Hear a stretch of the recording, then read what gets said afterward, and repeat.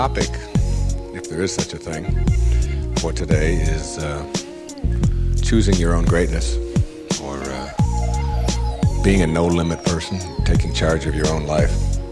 Something I really believe, that you are the sum total of all of the choices that you've made up until now.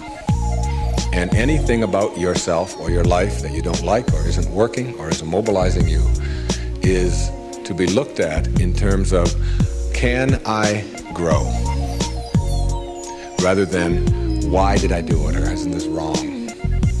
See, the two ways to motivate yourself are deficiency motivation, which says, where I am I don't like. I don't like what I've done. I don't like the fact that I can't do this well or I can't do that well. So I will list these things in my own repertoire, and then I will be constantly trying to repair those deficiencies, always assuming that I'm deficient, that there's something wrong with me, and I'm trying to fix it. And when you do that, you spend your whole life doing that. And you never arrive, because your life becomes a series of trying to get someplace else. And it is, if you follow that, if you live that, if you behave that, then what happens to you is you become a person who will always suffer from this disease called more.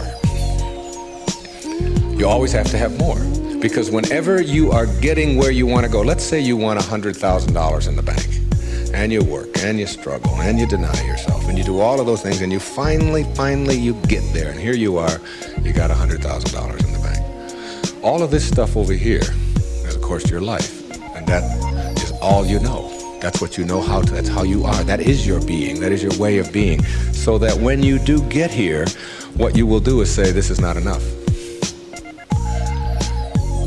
You must, a no-limit person is never operating from deficiency or from lack in their life. They're never saying, I don't have enough.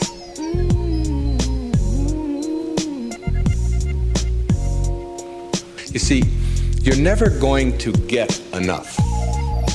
You already are everything. You're everything that you need. Think of it for just a moment. Everything that you need to have total bliss, perfection of your life, you already are. You already have it. You came into this world with nothing. That's how you're going out. And the time that you have here, what you have is your uniqueness, your specialness. And you don't need anything else. Now think on this. If you don't know how to appreciate what you have and where you are in your life, you don't need anything else. Because if you do get something else, you won't know how to appreciate that either. You'll just want more. Or you'll want it to be different. Or you'll want it to be the way it used to be.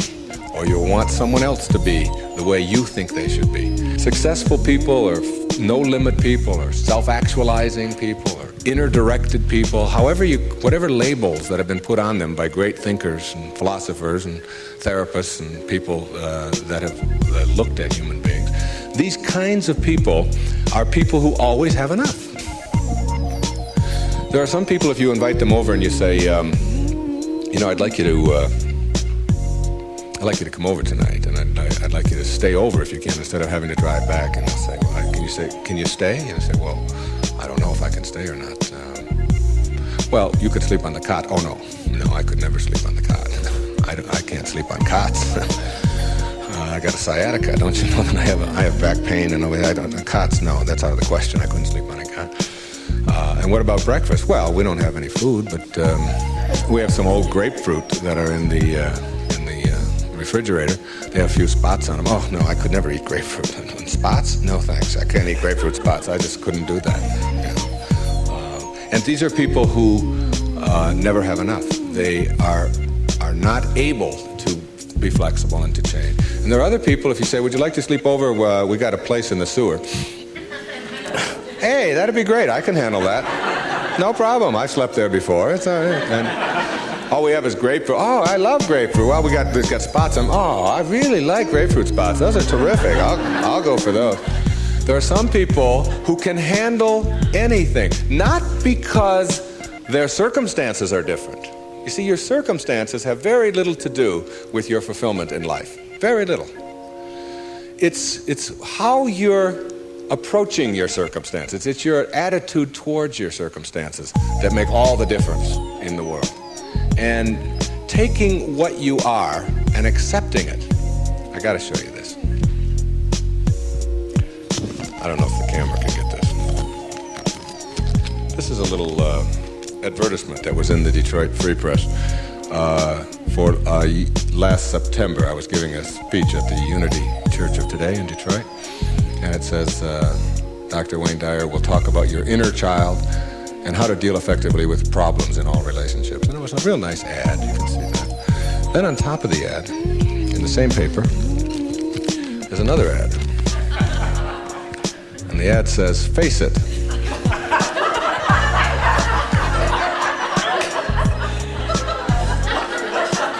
Right on top of my ad, there's no hiding from hair loss.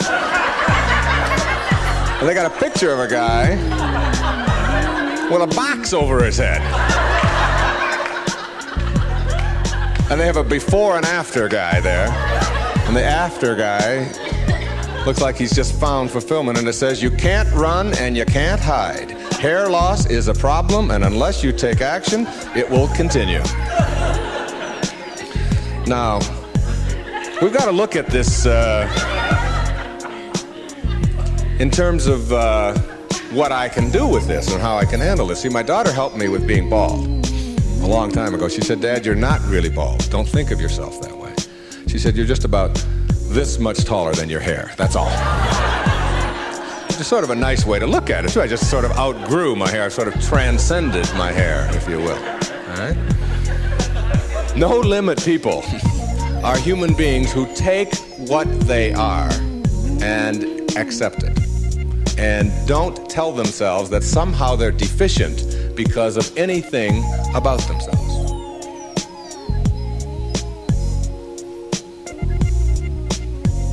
This is a very crucial concept for me and for virtually all of us. It's this idea of taking your life in your own hands and being the kind of person that you choose to be, and understanding that everything that comes your way is an opportunity, is a blessing. And it wasn't until I learned how to celebrate virtually everything that came my way that I was able to transcend it. You see, everything that was given to us by God, whatever that is perfect. No one can deny the mountains are perfect and the rivers are perfect and the birds are perfect and the hippopotamuses are perfect and so on. This is just what was given to us. Everything else that you have on our planet, that we have on our planet, comes about as a result of thinking. Thought makes it so. All right? This microphone comes about as a result of thinking. Somebody imagines it. Somebody then tells somebody else, and it creates it. The dress that you're wearing, this shirt that I'm wearing, the shoes that you have, the stage, these cameras. Everything that you see that wasn't given to us was created by man as a result of the way that we think. So what gets inside of us as a cell comes about as a result of the way that we choose to think in our lives. Very important principle to understand, because once you get a hold of thinking and that it creates everything that you have in your life, you can change and make it as absolutely perfect as you want it to be, because thought makes it so. Creative visualization is what we're talking about here. The imagery or the image that you have of anything in your life is really like mental behavior. It's like going out and practicing. If you go out and practice with a basketball, shooting free throws over and over again, that's physical practice. Imagery is mental practice. It's mental behavior. When you have an image that you can succeed at something, when you have an image that you can do it rather than that you can't do it, when you get into your car and you have an image that you're going to find a parking place rather than that there'll be no place to park, so you're not looking for no place to park, you will start acting on the image that you have, very much like you will start acting on the practice that you have when you're shooting baskets or when you're hitting a forehand or working on your soup or anything else that you're doing. Bucky Fuller, who I served with on the Hunger Project Advisory Council for 9 years, who died not too long ago, said that 99% of who you are, you can't touch, you can't see, you can't smell. 99% of you is untouchable, unsmellable, invisible. It is what Ken Kais has called your conscious awareness. It's what looks out behind those eyeballs. What is that? It isn't cells. It's some kind of conscious awareness that you are. And make no mistake about it, you've occupied a whole lot of bodies already. Now, this is not reincarnation talk. Although, I don't know about this reincarnation. People ask me if I believe in it. I said, well, I taught in a junior high school in the inner city of Detroit for 4 years. And I saw those dead bodies come to life every day at 3 o'clock. So I believe in reincarnation, all right? Now, if 99% of who you are, you can't touch and you can't feel and you can't smell, then what is it? Who is it? Where are you? What is this thing called your essence or who you are? And where does it go? Now think of this. You were in a body. I have a little baby girl who's 11 months old. And we were all in a body that size. Well, it's only a body about this big. Got fingers only this long. You know? Got tiny, tiny little parts all over the place. I mean, she's only this tall. Now, is that her? Is that her essence? Because I have other children who are much older, and I am much older than that. And I can remember being 3 and being in a different body. Still me, still my essence there, different body, totally different. Doesn't even look anything like when I was 11 months old. And then I was 13 and had a funny body at 13. But still my essence was there in a whole new body. Hairs growing all over the place that I didn't understand, all kinds of things happening to it, you know. Then hairs falling out of it later on, you know. Looking at those hairs that fall out and say, what held it in yesterday? You know, I don't know. I don't even understand that, okay? And so it's like who I am has been in many, many bodies already, all right? And that essence, you see, everything on our planet that is alive can never die. It can never die. Life doesn't die. It just transforms. It just moves on to new places and new ways of being, new ways of being. And the way of being that is the most transcendent of all is this way that comes from seeing yourself as love and only having that to give away. Only having that to give away. Let's say I were to stand up here in front of you and just visualize for a moment that I have an orange. And I take this orange and I squeeze it as hard as I can squeeze it. Okay. What's going to come out? Juice. What kind of juice? Orange juice. Apple juice, any chance? Once in a while?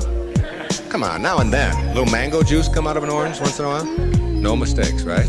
Never, no matter what. Next question. Everybody passes. These are easy, okay?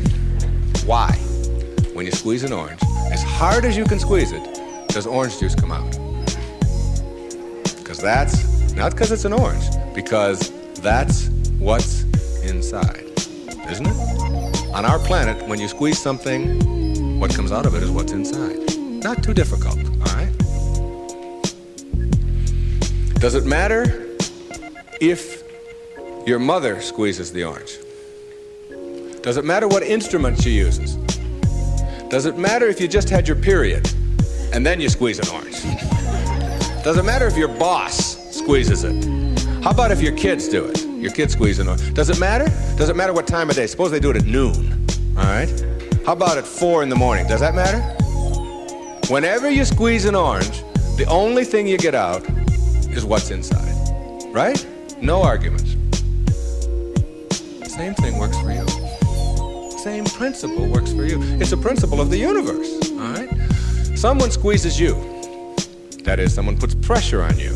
Someone says things about you that you don't like. Someone puts tension on you, whatever. Your boss says something to you that you don't like. And out of you comes anger. And out of you comes hatred. And out of you comes fear. Or out of you comes stress. Or out of you comes tension. Why? Is it because of your boss and the way they squeeze you? Never. Is it because of your mother? I mean, she really can be a pain sometimes, right? Is it because of your children? No. What comes out of you always when someone squeezes you is what's inside. This is the vital principle of being a no-limit person. It's so crucial to get this and understand that if you have any hatred in your heart for anyone in this world, or any anger or any fear or any of those things, it has nothing to do with the rest of the world. It only has to do with what you put inside. Now, how does what gets inside of you get there? That's the key. How does it get there? As you think. Only as you think. You see, there's no anger in the world. There's no stress in the world. There's no tension. It's perfect. We've already established. It's a perfect place. It works just fine. It's all flowing the way it's supposed to flow. The evidence for it is. That's all the evidence you need. Just look around you.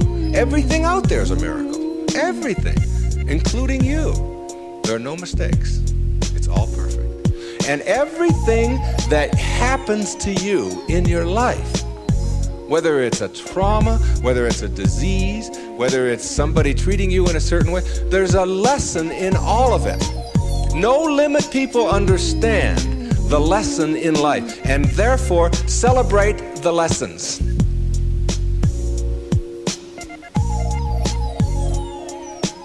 It's true.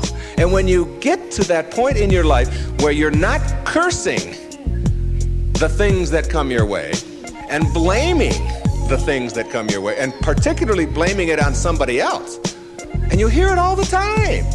She hurt my feelings. How's that possible? How can anybody hurt your feelings? Your feelings come from your thoughts.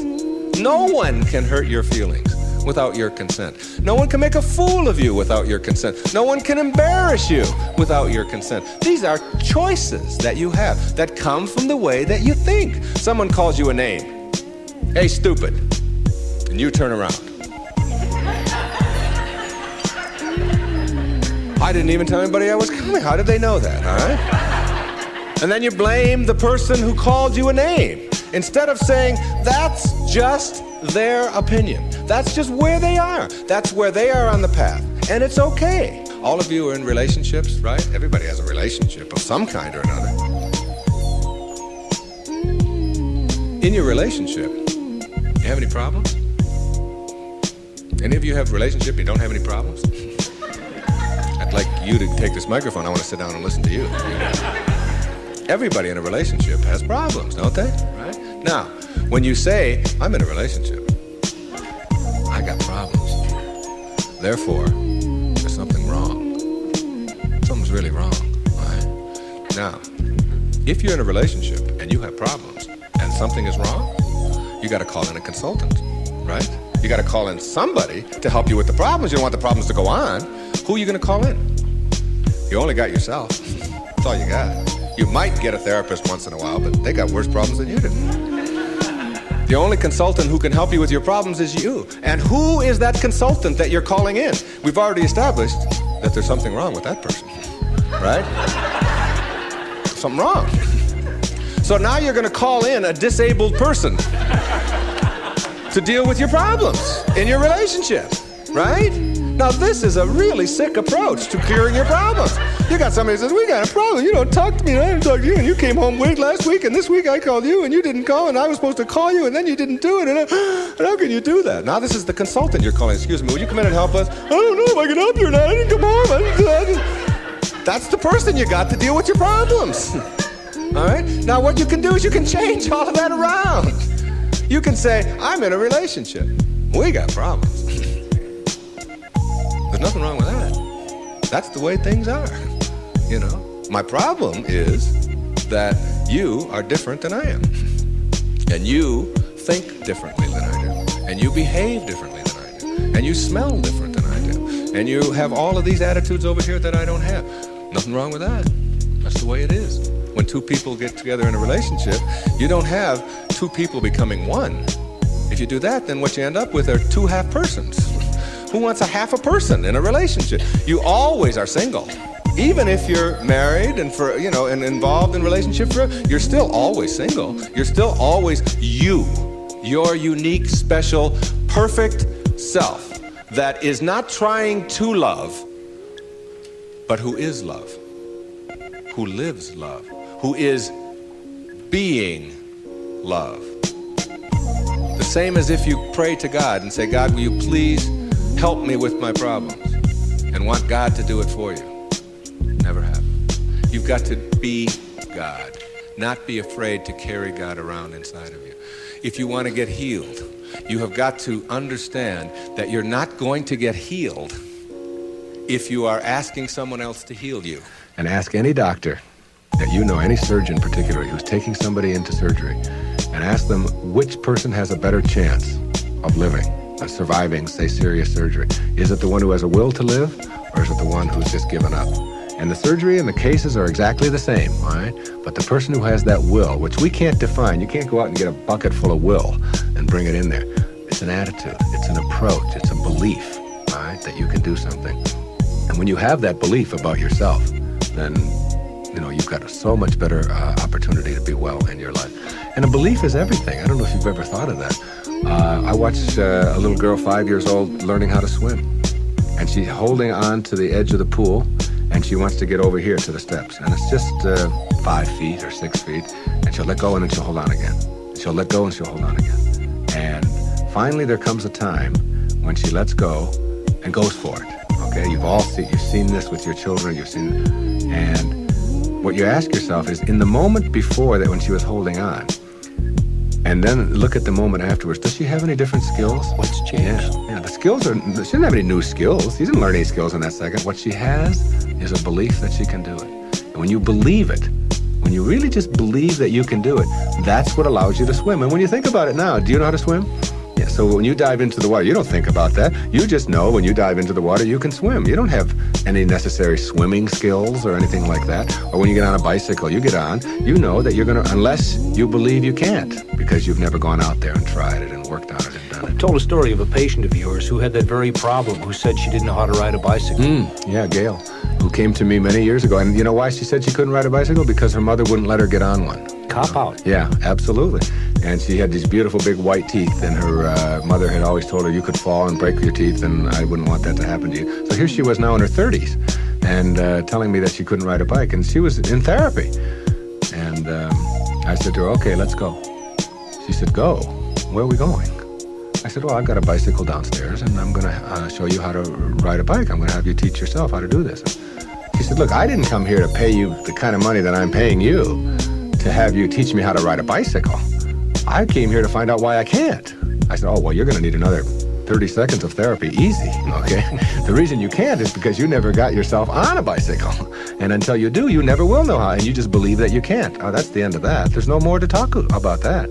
Now, what we have to do is get you to get out there, and we went downstairs, and it was a woman's bike, and I've helped a lot of people to teach themselves how to ride a bike. And what you do when you help someone to teach themselves how to ride a bike, because you don't teach anybody how to ride a bike, okay, is you let them do it all themselves. You let them hold it, you let them balance it, you let them move with it, you let them put the pedal down and move it themselves, and you stand back. You say, no, when you're ready, and then you move it, and you hold on for a second, then you put your foot back down, and you practice it and practice and practice that all yourself, and with just someone encouraging you, and before long, in just a matter of minutes, when I tell you it was minutes, and this woman had never been on a bicycle before, she rode like 2 blocks on a bicycle. She couldn't believe that she now had a belief. Being, to me, means seeing the greatness and the uniqueness in you and never letting anybody else convince you to the contrary. When people ask me, come on, you're always talking about being up and you're always positive and so on, you mean to tell me that you're always that way? I say, yeah, I really am. And it isn't because I'm out there doing something in an artificial way. It's an authentic response to my having gotten the junk out of me. And the junk is the way that I used to think, the way that I used to think. Think for a moment, if you can visualize right here, a clock, a big clock. And the hands on the clock go from 1 to 12. The clock starts right out here with the minute hand, and it goes over towards the 3, the hour hand, minute hand. And that's the time in your life when you are moving away from yourself, from your true self. That's the time when you are trying to put other people down, trying to prove that you're bigger or better than somebody else, trying to make yourself right all the time, as opposed to being with somebody else. It's like you're moving away, and a lot of people spend a lot of time moving away from their true self, because your true self is this little child, is this beautiful little child inside of you that has only love and acceptance for everything in the world, and no dis-ease, no absence of ease. You move away towards the 3, and then you move down here this way, and you're still moving away from yourself until you hit the 6. The 6 is the point in your life, symbolically, metaphorically here, when you are the furthest away from yourself that you can be. It's the low point in your life. It's the point where many people break down, or many people break down their relationships, or they feel full of despair, they feel full of hatred, whatever it may be. And a lot of people die then. A lot of people are put into hospitals then. A lot of people have to really seek out therapy then, and so on. And when you're at that thing. There's another part of the clock that goes from 6 to 12 that I think of as living in the light. And this is when, and see, this clock hand never can go back. It can't go back. It can only go this way. It only goes this way, as does life. It only goes this way, forward. In this period, this place between 6 and 12, that's when you start coming back to yourself. That's what enlightenment is. That's the pathway to enlightenment. When you send out that stuff that is destroying you, that is killing you in one way or another, and you move yourself back over here, and eventually you get yourself all the way back. This is the light over here. This is the place where you can't go back. You'd be tempted. You might be tempted to steal. You might be tempted to use anger. You might even slip a little bit, and you catch yourself. I can just not too long ago, there was we got a problem with our sprinkler in my home. One of the sprinkler heads is off, and if you ever seen that happen, you get a gusher going up there. And I've been wanting to get that thing replaced for the longest time. And I'm walking out of the bank, and there's a sprinkler head right there in front of the bank. Now, I practically own this bank, okay? So I go there every day, and I do a lot of business with this bank. And I'm looking at this sprinkler head, and I think, all I have to do is just unscrew this thing. It wasn't on or anything. They'll replace it tomorrow morning. It's 98 cents or whatever. So I actually get down there, and I start turning the sprinkler. And then I start thinking, do I want this karma? Do I want to steal? Do I want to take? I know it's only a 99, and if I went into the bank, they'd probably give me one anyway if I asked them. And then I just turned it back. And I said, if I want a sprinkler head, I'll go and buy one for myself. This doesn't belong to me. It was just like a split second of weakness there or whatever. But it illustrated to me that I can't go back there. I could never. And there was a time in my life when I could have done that. I can be absolutely frank with that. I could do that. I can't go back there anymore. That's where you start. That's the place to start. Because when you get all of that out, when that's all gone, and I mean gone, and it only comes about as a result of the way that you think, so it's just changing around your approach to life, the way that you think in life. When that starts to go away, what you've become filled up with is what your natural self is, which is this loving, accepting, not fighting the universe, but instead living in it and going with the flow and all of the kinds of cliches that you've heard 1,000 times. That's the metaphor there. And you see, every time you try to go back, you can't do it. You can't do it. And the ingredients that make for a no-limit life are 5, in my opinion. The first is quality rather than appearances. You begin to change your thinking from appearances and how things look and how other people view me, okay? Because every time you find yourself upset in life about anything that anyone else has said, what you're really saying is what you think of me. is more important than what I think of me, all right? So you change from appearances to what I call quality thinking. Quality. What is the quality of my life, rather than how does it appear to others? Now, do you tell yourself that because my friends don't like me, that means there's something wrong with me? No, that's what you have to learn. That another person's opinion is just that. It's their opinion, and that's all it is. Every time you are upset, or your children are upset, because of what somebody else says about them, including their peers, what you are really saying in that moment, and this is really important, what you're saying is, what you think of me is more important than what I think of myself. And you must never give anybody that kind of power and control over you, because they will always have it. The funny part about approval, for those of you who really want it, now I'm here to tell you that I like approval. I enjoy it. I find it one of the most exciting things in the world. I like it when people read my books. I love it when people applaud. I like it when people tell me nice things and all. I like approval. I'm the first one to admit it. What I don't do is I don't need approval. There's a big difference between wanting approval and needing approval. When you need approval, it means you become immobilized when you don't get it, from making other people's opinions more important. Now, for those of you who say, yeah, but I want approval and I need it, and if I don't get it, and so on, then understand this. The people who get the most approval in life are the ones who care the least about it. And the ones who get the least approval are the ones who are always going after it. So if you want approval in this paradoxical way that I'm talking about it, stop needing it. Stop concerning yourself about it. Ask yourself, who gets the most approval in life? Think of the person that gets the most approval, and you'll see that that person couldn't care less what other people are thinking. They're so busy being, they don't have time to notice what their neighbors are doing. Thoreau said this, he said, if you advance confidently in the direction of your own dreams and endeavor to live the life which you have imagined, you will meet with a success unexpected in common hours. What that means is that success is not something that you can get in life. Success is an inner process. Success is something that you bring to everything you do in your life.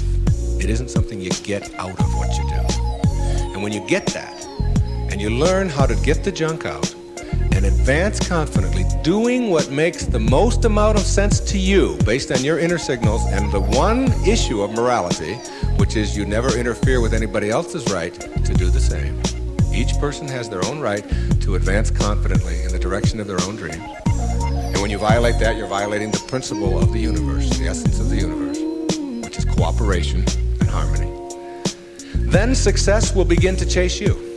And it will come into your life and arrive in your life in amounts that you never dreamt of before. That you never dreamt of. Things will start happening to you that you would never imagine before. I'm working on a book right now that's going to be called You'll See It When You Believe It. And when you start believing in some of these principles, you'll start seeing things that you were blind to for so long. When you were back here in the 2 and the 3 and the 4 and the 5, when you were moving away from yourself, as long as you're moving back towards your universal essence, your harmony with yourself, your cooperation with the rest, things will start happening in ways that you never dreamt of. Jung called it synchronicity. And it's a term that we use to explain how unexplainable coincidences sort of happen in our life and how come these things happen. I'm going to share a couple of those with you before we leave. The quality versus appearance in your life means that you get that inner candle flame working in a way that gives you quality, independent of what other people think of you. Maslow, in defining self-actualizing, no-limit people, said they are independent of the good opinion of other people. Of the good opinion of other people. Independent of it. They're so busy advancing confidently, doing the things that make sense, and bringing success to changing their baby's diaper, and bringing success to weeding their garden, and bringing it to the job, They bring it on the airplane so that when they run into somebody who is rude to them, a stewardess that is rude, they don't see it as an attack on them. It's just where they are, and they send them love. Help them a little bit, you know. They're kind. When somebody wants to get in on the freeway, and they're one old temptation when they were on the 1 to the 6 side was to say, oh yeah, nobody's getting in front of me, I'm getting there first. It's like they slow down a little bit. They don't have all that type A stuff of having to beat somebody else and having to defeat somebody. It's a new way of being. It's a way of quality where your harmony allows you to cooperate, and you are a part of what this whole thing is about. New way of being, quality rather than appearances. Another new way of being, very important. Living your life on ethics rather than rules. Ethics rather than rules. All these rules, all these ways of having to do things, somebody else dictates to them. Do you know that some of the most immoral acts in the world have been perpetrated in the name of the rules? These are the laws. What do you think Nazi Germany was all about? Everybody doing all these horrible things to other people. I'm only doing my job, was the defense we all heard at Nuremberg. I was just doing my job. If it's an immoral rule, it's immoral to obey it. And self-actualizing people, as Maslow tells us, have rules inside of them that they could never obey, never disobey, ever. And they have to do with ethics, how you treat people. How do you think we get to where we are now? You know who Rosa Parks was?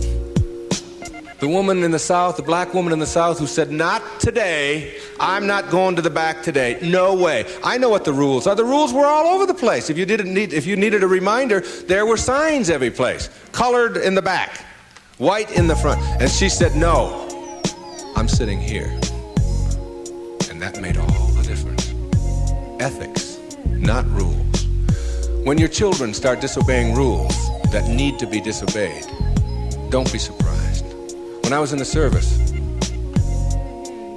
they had a policy on Guam, where I was stationed, which would not allow the Guamanian civilians to shop in the PXs and the Navy exchanges. But they did allow all other civilians to shop in the Navy exchanges and PXs. But if you were Guamanian, that is, if your skin was dark and your eyes were shaped a little different, then you couldn't. A clear, outright violation. I was a serviceman. I was in the Navy. I was a communications cryptographer. They had a newspaper on the Guam Daily News, and it said, an invitation to speak your mind. And it was a letter writing contest. And they offered $75 to the first prize winner. $75? This was 1961. That was a fortune to me. That was a month's pay in the Navy at that time, almost. So I entered the contest, and I knew I would win it. I had already written a novel at that time. A whole novel I'd written while I was on Guam. I knew it wasn't going to be a contest. I felt sorry for the other people entering it. I knew I was going to win this. Unfortunately, I didn't realize that when you're in the service and you have an opinion and you don't submit it to the chain of command, that you can be court-martialed for that. So the headlines on next week's Guam Daily News were U.S. sailor assails policy of discrimination. Big, hot stuff, all right? And I was called before a vice admiral, Commander Naval Forces Marianas Islands, and threatened with a court-martial because I had disobeyed the rules, even though the rule was immoral. There are lots of them like that. And when I went in and they threatened me with a court-martial, I told them this was my battle plan. They didn't have Xerox machines in those days, so I had to get a lot of carbon paper. I wrote a letter to the President John F. Kennedy, and I wrote a letter to the Secretary of the Navy, and I wrote a letter, my hometown was Detroit, I wrote a letter to the Detroit News and a letter to the Detroit Free Press, telling them what was happening to me as a result of just expressing my opinion about an immoral act that was going on over here on Guam. And I showed the Naval Vice Admiral my letters, right there. I said, I've only sent the one to the President and the Secretary of the Navy. These letters go to the newspapers across the country. There was one there to the New York Times as well, and the Los Angeles Times. It was, and I just spread them out before him. I said, if you court-martial me or punish me in any way for this, then what's going to happen is the world is going to find out about this policy. And I'm prepared. I'm ready. I can handle it. And I was 20 years old at the time, or 21. Not only did I get a blessing from that, because all things come in blessings for you, I got out 90 days early. And they stamped on my record, P.I., because the president took it up and sent it to the secretary. Must have. And I never heard from him, but the P.I. on your record means political influence.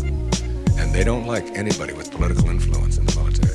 And as soon as they saw that, they said, this is somebody we probably will be giving a discharge real soon. There was no court-martial. And in September of 1962, a brand new policy was initiated on Guam, which allowed any civilian to shop in the Navy exchanges. And it came about as a result of someone saying, these rules are immoral, and therefore it's immoral to obey them. New ways of being, ethics rather than rules. And when your kids want to know why, how come these rules are so stupid? How come we have to do this? Encourage them to change them. My mother always did that. She would have to help me get out of the messes that I got myself into, because I did it in my impetuous youth. I would just, when they would say to me, what's more important, your job or school? I was just honest. I said, my job, of course. That's how I felt in those days. But what you do put out in the world is exactly what's coming back to you. And if you find things coming back to you that you don't like and don't understand, don't ask yourself why these things are coming to you. Ask yourself what you're doing to make them come back to you. And when you start putting the responsibility on yourself, you'll start seeing dramatic changes. Dramatic changes. A new way of being. Instead of ethics, instead of rules, ethics. Another new way of being. Instead of looking all your life for achievements and externals, try living your life on knowledge for the sake of knowledge. Knowledge instead of achievement. For the sake of knowledge.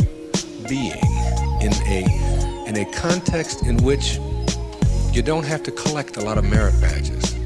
You don't have to collect a lot of awards and other people's value judgments.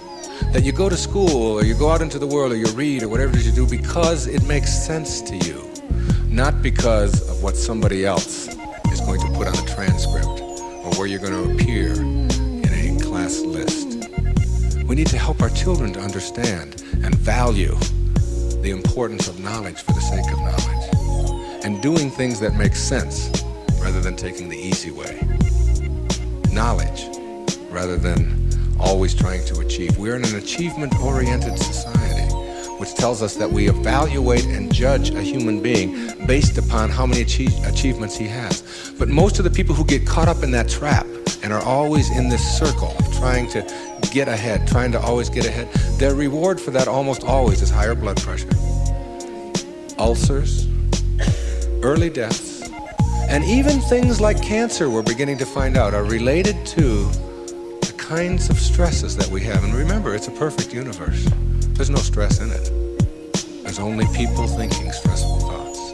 And when you put that pressure on yourself to always achieve and get ahead of the other guy, you miss what it's really all about.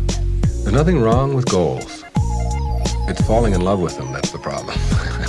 It's not being able to be flexible and alter them. If you have a goal to get here, to get $100,000 in the bank, to get to this promotion, to get 2 cars in your garage, whatever it is that your goal is, and you're on your way to that, and you're always working at the goal, all of this stuff on your way to the goal is called striving, and that's what you learn, striving. Striving is a very low-level place to be. When you get to your goal, because all you've ever known is striving, you will just always suffer from this disease called more. You will just upgrade your goal to $200,000, 4 cars and 2 houses and another wife and a younger one and all of these kinds of things. If you have a goal and you understand that every step along the way is a present moment to enjoy and to live, then the goal won't become any obsession. I don't have any goals in my life. People ask me, where are you going to be 5 years from now? What are you going to be doing? What's next for you? I remember what Lincoln said, who to me was like the greatest person who ever sat in that White House. He said, I never had a policy. He said, I just tried to do what made the greatest amount of sense each and every day of my life as I sat there as the President of the United States. And I think there's something really significant in that you don't have to get it all planned out and follow a certain pattern and do it a certain way. If you just sort of trust your inner instincts and go with that and live each moment, the goal stuff will all take care of itself. But if you're sacrificing and pushing your life aside and suffering on your way to trying to get someplace, you'll never get there. It will always elude you, because once you get there, you'll just have to upgrade it. And that's because that's all you'll know. Nowness is that purest form of sanity, living in this moment and enjoying it. And all the rest of it will sort of work its way out. Another new way of being for me is to think of yourself in terms of personal authority rather than being an authoritarian. Personal authority. A person who has authority never needs to dominate anyone else, ever. Dominating doesn't become necessary. In business, you can have authority. The people who have the most authority are the ones who listen the most, and the ones who are the most conscientious about what do other people have to say.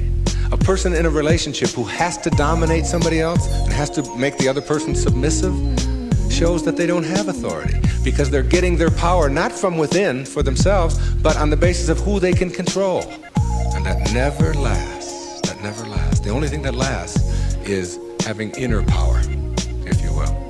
Know thyself. That's what Shakespeare said. Know thyself. The more you know yourself, the more you become honest with yourself, honesty becomes just a way of life.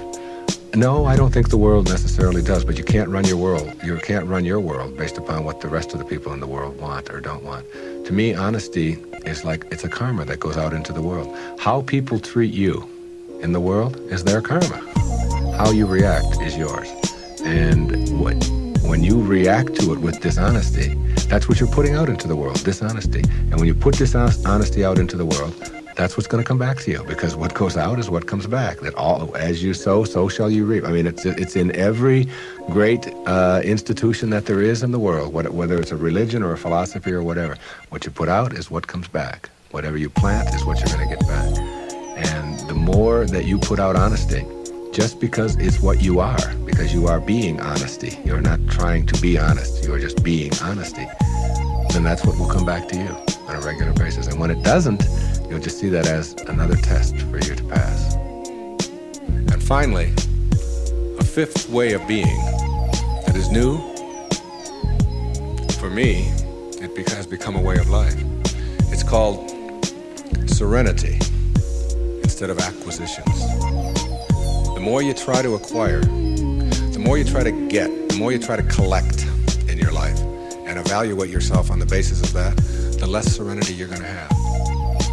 More is less. It's almost a secret of the universe. Serenity means inner peace.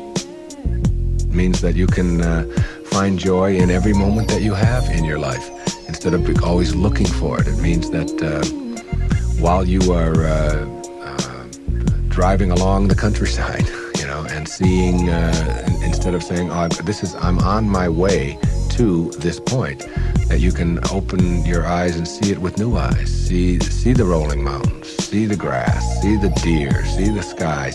You can just stop wherever you are in this second, wherever you are, and just look around you, and you can begin to appreciate just your surroundings and your environment. Then you can begin to appreciate the people that are in your life, and even the ones that are negative and you're having the most difficulty with. You can practice a new way of being with them, which is sending them love, sending them flowers, send them books, send them a tape, send them something, and just see what kind of reaction that you get. Super emotional health is just an attitude. An attitude is everything. I want to summarize these new ways of being and give you the most important ingredient on the path as we leave. I said that it's quality in your life to be focusing on rather than appearances, and it's ethics rather than rules, and it's knowledge rather than achievement all the time, and it's being personally an authority on yourself rather than authoritarian and trying to be dominating someone else or to be dominated, and serenity, which is the name of my little girl, my youngest daughter, Serena, rather than acquisitions and accumulations and trying to prove yourself that way. And when you get that serenity, which comes from the way that you think always, then you will replace all of the other junk that keeps you back here between 6 and 1 on that clock. And once you pass it, once you get past it, you'll never, ever be able to go back. Because the light, living in the light, is a way of being that if you're not there, you don't get it yet. But once you see it, and once it begins to take over your life, you can never go back. That is your purpose. Your purpose isn't to try to be loving. Your purpose is to be love, and only have that to give away. Well, but there's one other ingredient, and it's really crucial. Forgiveness is the vital ingredient on the path of enlightenment. And if you don't know how to do it, then practice sending out love. Take the person or the people that you're having conflict with, any place in your life, send them something. You don't have to even do it physically. Just send them something that comes from inside. And what's inside is how you choose to think. And if you can make that love and do that, and that is to me the test. Not whether you can love someone when they smell good, when they do everything that you're supposed to, but whether you can love someone who has sent you hate or anguish in your life and send it back. You don't have to forget. You don't have to go back. But you got to get it out of you because it is blocking you and holding you back. And when I said you'll see it when you believe it, all my life I had wanted to write fiction, a parable.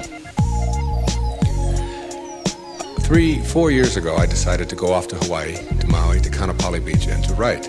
Now, the books that had made the most difference in my life were The Little Prince, Candide, Siddhartha, Jonathan Livingston Seagull, Illusions, Alice Through the Looking Glass, Gulliver's Travels, parables, teaching parables, stories that can tell a message. I went over to Maui, and I sat down on the beach, and I'd been talking about writing this, I'd been talking about doing this, and it was something that... And I have a little girl, and her name is Sky, S-K-Y-E. I decided to reverse the letters in her name, E-Y-K-S, and put an I in there, which symbolizes the self, Icus. And I just created this parable of a woman whose name is Icus, who lives on another planet. The planet is Uranus. And it's a duplicate mirror image of Earth. Only Icus can only see things as they are, not as we would like them to be. And therefore people are neurotic on Uranus because they have to be. She gives the anxiety attack report, if you will, because anxiety really does attack over there. And tells about anxiety coming in on the weekends and so on. Well, my visitor in my parable goes to Uranus, meets Icus. She cannot understand, as he describes Earth, why people would be neurotic by choice on Earth. Why would anybody be unhappy or depressed or miserable when anxiety doesn't attack? And when elevators really don't scare you? And if you want a complex on Uranus, or you want to give a complex to your wife, you go to the store and buy one. And she says, what happened? Well, my husband gave me a complex, and it's true. Whereas on Earth, if you have a complex, it's because you've chosen to have one. She can't figure it out, okay? So she comes here, observes our people, and begins to see the secrets of the universe, and gives us these secrets, talks to the top leaders in our field. And that was my parable, and I wrote it. She gives all of these wonderful secrets, some of which I've been talking about here today. But what I want to tell you is that my wife gave me a license plate, and the license plate says Icus. Okay, it's a vanity plate. And I was pumping gas on Federal Highway in Fort Lauderdale, Florida.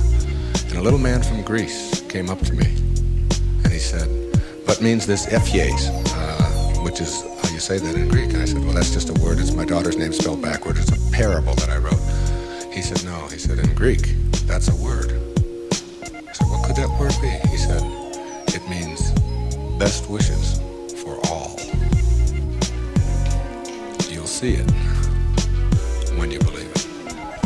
The great, big erroneous zone, the cosmic erroneous zone. If you get this one, you'll have it and understand it all.